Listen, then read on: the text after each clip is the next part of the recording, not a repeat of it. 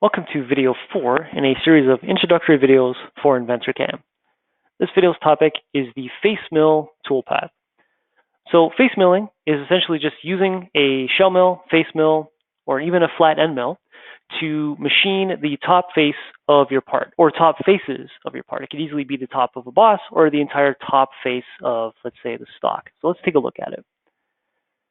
So I'll just say add milling operation, facemill. And there's actually two modes to the geometry selection. This is one of the first toolpaths you'll see, a recognition toolpath, a recognition of the geometry, where based off of my stock and my target, it knows how much material to actually remove. So what this one will actually do is it will find all the material on the outside of the target from the stock and just machine all that. So that's why there's no geometry to actually select here. If we go to the part-based, essentially all that is a more traditional way to define the geometry for a face mill. So we'll click on the new geometry button. And in the face mill operation, you actually have three ways to choose the geometry. You can either choose it by the model or solid. You can choose it by the faces you specifically would like to machine, or you can define it by an outside profile of the solid or the face that you want to machine. So let's go through each one. You can see the differences. So if we choose model, I can click on define.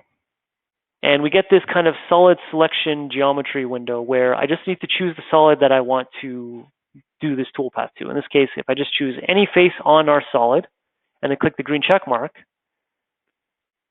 we get that rectangle around the part. That yellow rectangle represents the area that we're going to face mill. And as you can see, it's not large enough to cover all the stock.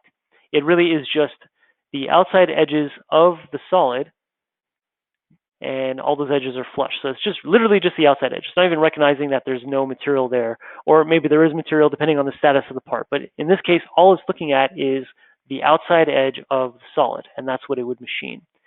If we switch it to faces and click define, it would do the same thing. I could choose the top face of this part, even though it's kind of just a thin wall there. But if I choose that, it'll find the outside edges of that individual face, and again, give us that same looking rectangle. But if I go in and I choose, let's say, the face there, so let me just unselect all these guys, and then just click it on that face in the middle there, and then click the green check mark. We just get the outside edges of that individual face. So that's the difference between the model and the faces. If I choose a face, that could be the top face of a boss that I maybe just want to face mill rather than the whole part. So I would just choose that individual face, and it gives me the outside edges. If I do profile, this is one that actually is going to look for chain geometry, something similar to what you'll see in the pocketing profiling toolpaths. It's looking for just these lines. It could just be the outside edge of the part. It could be the outside edge of the stock. It could be this actual chain that we created when we defined the stock. So if I just grab that, I have my constant Z turned on. So it found the rest of the chain for me. And when I click the green check mark, you'll see now that that yellow rectangle representing the area we're going to face is actually doing the entire stock. So depending on what geometry you have on screen, or depending on what it is you're trying to do with your face mill right now, you can choose the geometry. So for now, let me just leave it as this geometry, and we'll jump out of here. And we'll just do that one there, which is similar to this one. So what I'm actually going to do is I'm just going to go back in there, and let's just do the outside of the model, just to contrast the two different styles.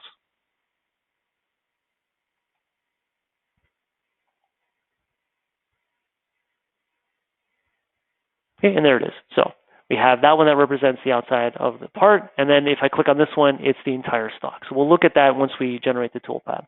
Let's go to Tool, and I had already imported from a global library this 2-inch face mill, and that was covered in video 2 on how to do that with tools. So I'm just going to click the green check mark.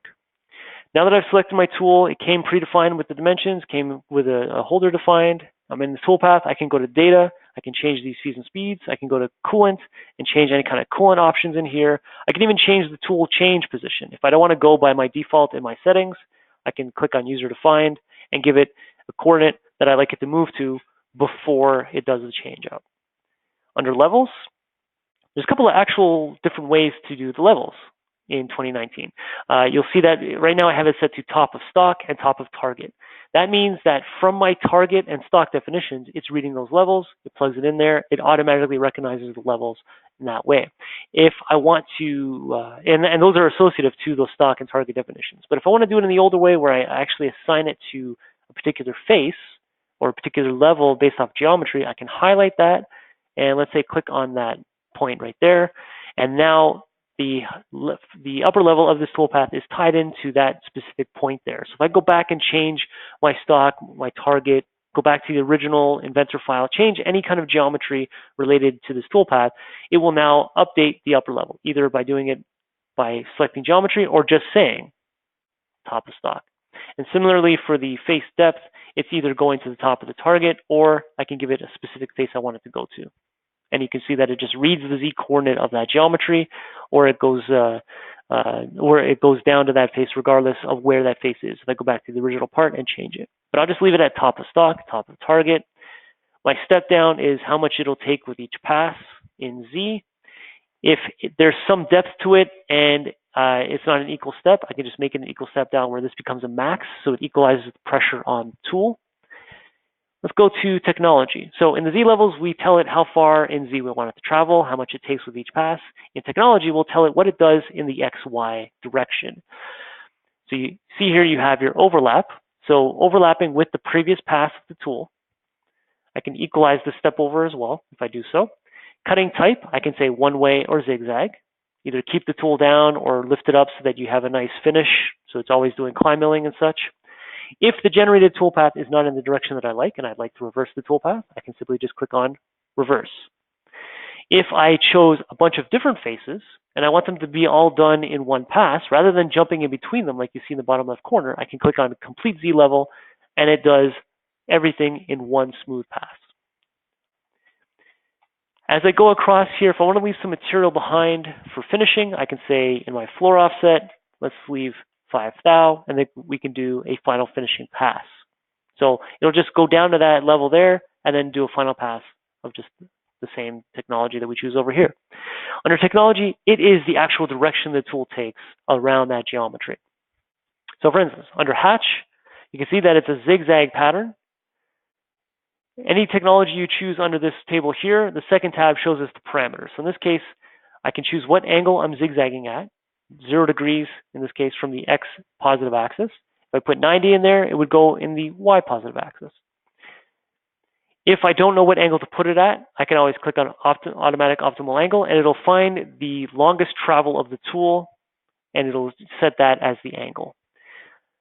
Cutting direction, as it's zigzagging back and forth, I can tell it to do a zigzag, or I can tell it to keep one way as it does its zigzag, or its kind of serpentine kind of move.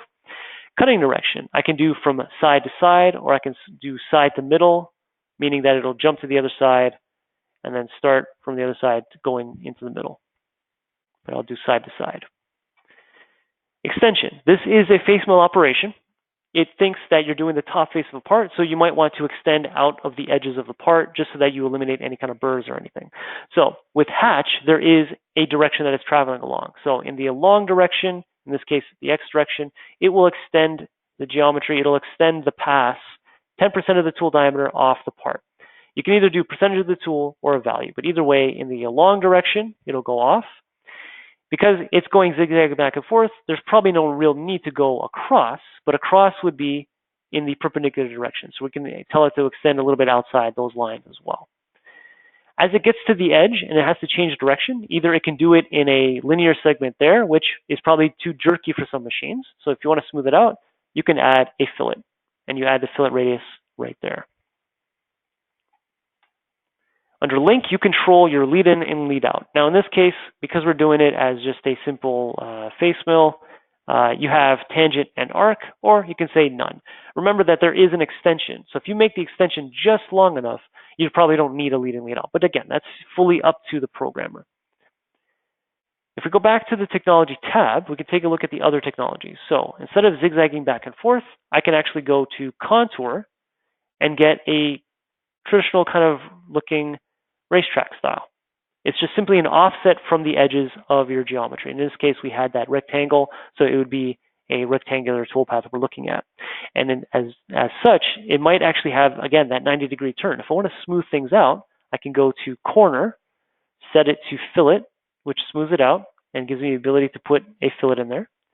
If I want to eliminate any material that might be in those corners, I can go to loop, and you can see that it just loops around that corner. It continues the 90-degree turn. So again, really smooth, but also gets rid of any burrs in the corner. Or I could just do a sharp. Sharp just juts out, juts back in, eliminates the burr, but doesn't really smooth things out. Direction, again, you have the control over it. You can do climb or conventional. Between those linear passes, we can say do a linear, just a smooth line. We can do a smooth and actually gives a little bit of an arc there. And we can do rounded, which is a squiggly spline. It's, again, depending on how you're actually transitioning from each path, maybe some of these are a little more beneficial.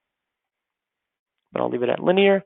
And then the extension, in this case, we only have one extension because we're doing a path that goes in all directions. We probably just want to extend on the outside edges, regardless of what side of the part we're on.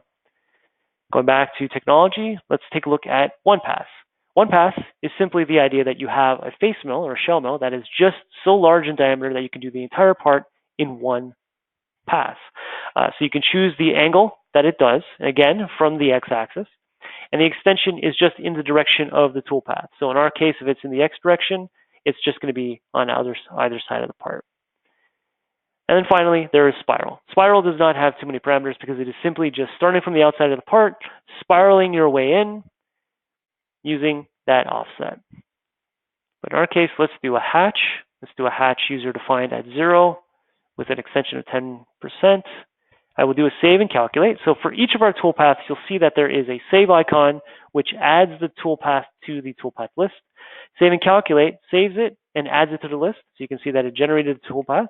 And by doing so, there's a wireframe. If I really zoom in, you'll see my rough and finish passes. You'll see that it is doing my one-way cut. If I switch this to zigzag,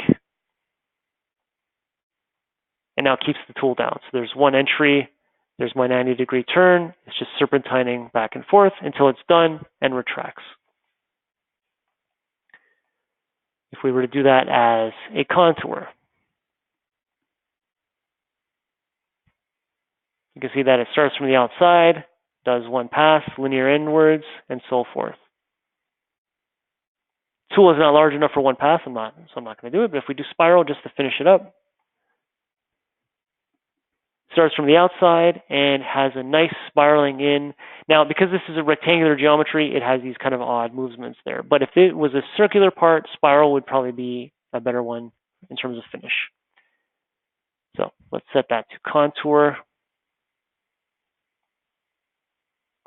Now that is based off the geometry that I hand selected, just the outside edge of the part. If I go back to geometry and just set it to the recognition one, it will look the same, but it's going to go off of my stock definition, so it knows to start from out there. So benefit of having the stock and target defined is any kind of recognition toolpaths allow them to be used. Any questions of this or anything else from SolidCAM, just give us a call at 1-866-975-1115, extension 2. You can send us your parts or your questions via the ticket system at solidcamsupport.com. And stay tuned for the rest of the videos in this introductory series. Thanks for watching.